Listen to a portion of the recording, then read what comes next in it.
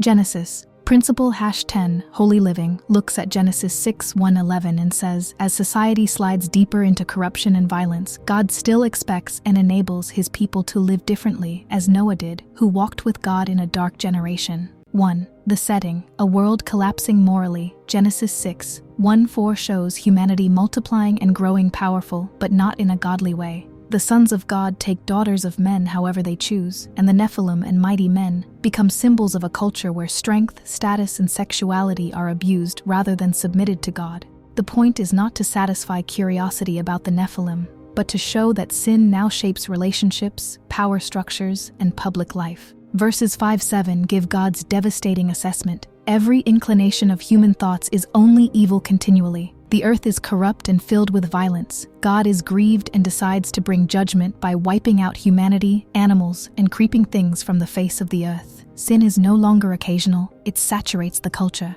2. The contrast. Noah's holy life in a corrupt world. Right in that dark description comes the contrast. But Noah found favor in the eyes of the Lord. Noah was a righteous man, blameless in his generation. Noah walked with God. Genesis 6:8-9.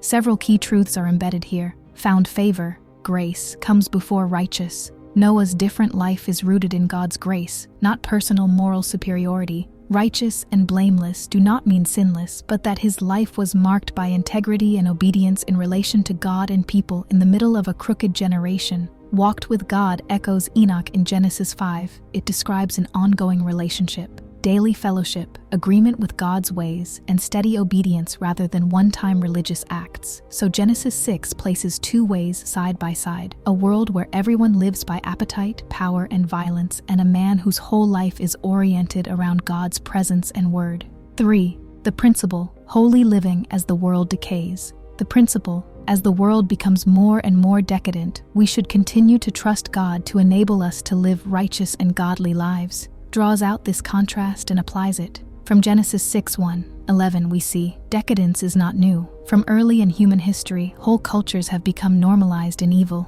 Increasing moral darkness should not surprise God's people. Holiness is possible in any generation. God always has those like Noah who walk with him even when surrounded by corruption. The standard is not live better than the culture, but walk with God.